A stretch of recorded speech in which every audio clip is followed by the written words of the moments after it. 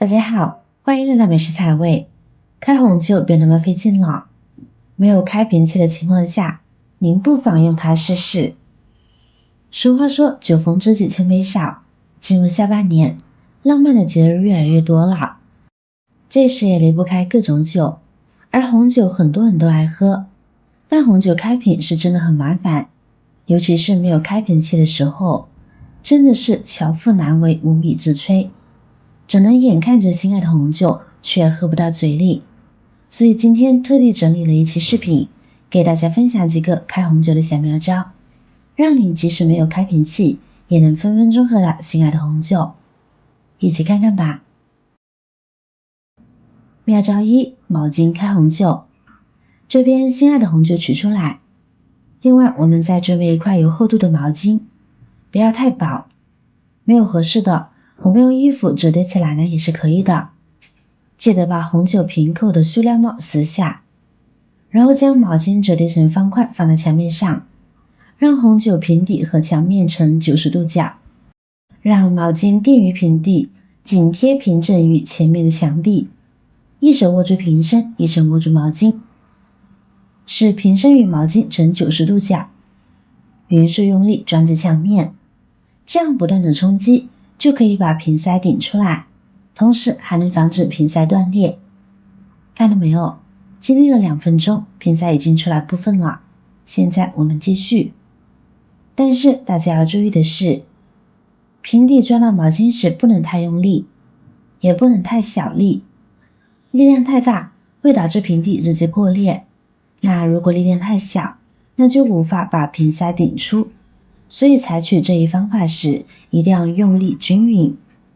又经历了半分钟，这时已经有很明显的进步了。继续，记得匀速用力，不要太过暴力哦。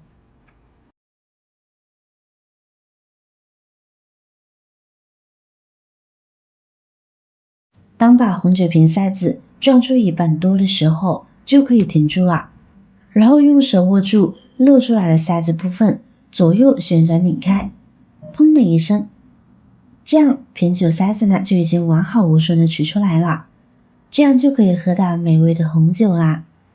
这个方法就比较适合用在室外使用，出去郊游啊、聚餐呀，记得带酒，可真不一定记得带开瓶器。这时只要我们有衣服、有墙壁或者是树干，就可以开红酒啦。方法简单有效，有需要的朋友呢不妨试试，总比喝不到的好。技巧2：回形针开瓶法。我们可以准备2根回形针，一定要用钢材质的，钢材质的回形针比较硬。然后将回形针部分拉直，注意看的话会发现弯头部分一边大一点，一边小一点。我们把大的一边拉直，保持一端的弯度不变，就像这个样子。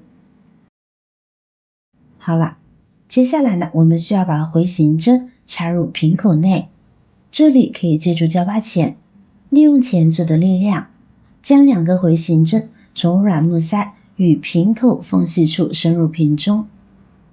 注意是把带钩子的这一头从木塞的旁边塞进去，直到回形针的一端比软木塞更低。另外的这边呢，也是同样的操作方法，用旋转回形针勾住软木塞。回形针固定好以后呢，我们在中间打上一个结，这个结呢要打得牢固些，尽量多缠绕几圈，否则中途断开就前功尽弃了。好了，利用钳子捏紧实一些，然后把中间这里用钳子扩宽一点，待会儿拿好放筷子，准备一只筷子，用粗的部分放进来，然后用力捏住，匀速用力，就可以慢慢的往外把木塞提出来了。方法有效且实用。有时候生活过于平淡，难免想喝点小酒调节一下心情，但是在喝酒的时候，总会遇到或大或小的尴尬。就比如我们本来心情很好的想开瓶红酒庆祝一下，结果翻遍了整个家都没有找到开瓶器，这可真的是非常影响心情啊。所以学会一些生活小技巧呢，也是很有必要的，以备不时之需嘛。接下来我们来看看技巧3，螺丝开瓶法。这边呢，我们找一颗长一点的螺丝，然后把它拧到瓶塞中，螺丝越长越好，尽量把螺丝拧到最底下。这个程度呢就可以。接下来我们准备一把胶把钳，把红酒瓶拿固定好，用钳子夹住螺丝，往外慢慢的拔出来。其实这个方法呢和开瓶器的原理呢是一样的，只是工具呈现的不一样而已。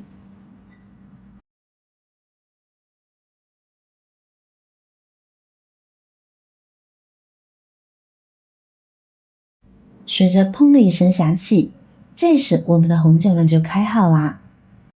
今天的酒塞开瓶的小技巧就分享到这里了，一共3个方法，最终怎么做呢，还得看当时所处的场景。大家学会了吗？如果红酒开了喝不完，可不要随便放置，学会保存才能保持原汁原味哦。我们可以将瓶塞重新塞进瓶口，然后把葡萄酒直立放置于冰箱中冷藏，以减少酒液和空气的接触面积和减缓氧化速度。如果瓶塞不能重新塞回，也可以使用保鲜膜来封瓶。您记住了吗？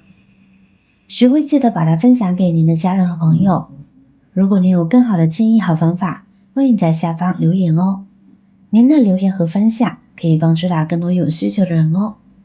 点击我的视频头像，还可以观看更多的美食和生活技巧。每天呢都会分享不同的精彩视频，别忘了关注我哟。感谢您的支持，我是瑶瑶，我们下期再见啦。